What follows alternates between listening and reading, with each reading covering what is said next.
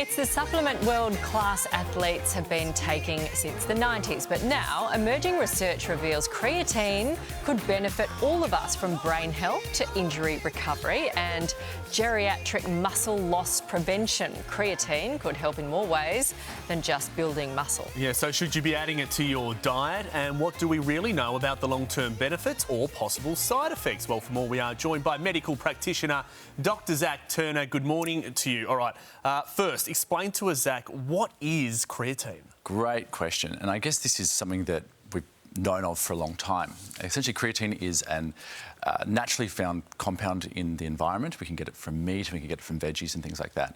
But essentially, it's really, really important in how we not only produce energy through a product called ATP. Some of the people will have heard of this, but ATP is like our petroleum. It's what we use for our unleaded fuel, and we can build up stores of it, and this then helps you to also replenish more stores faster.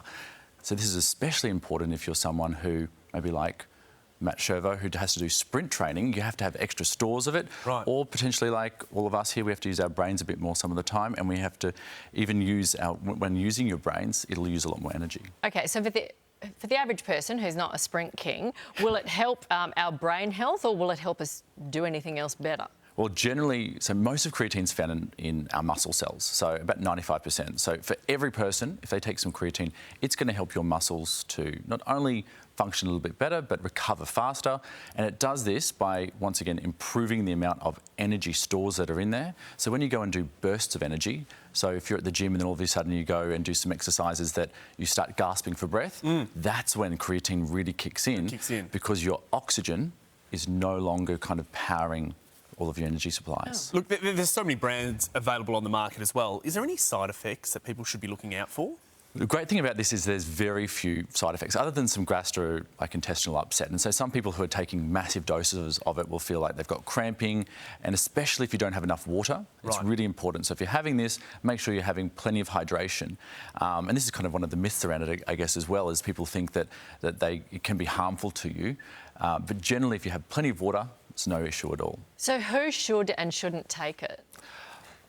In my opinion, anybody that's doing exercise, and I chat to my patients all the time about this, so if you're doing exercise and you want to have better results, you will get better results by having creatine, especially people who we want to watch out for maintaining their muscles. So anybody over the age of 50.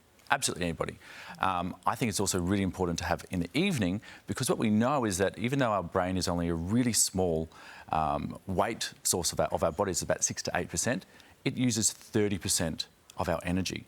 And so what we're finding is that when you give it to people in the evening and go above and beyond the normal kind of 5 grams that we say for muscles, it then is really, really beneficial to improve potential brain health. And certainly, if you're stressed or having poor sleep, that's when it really comes into handy.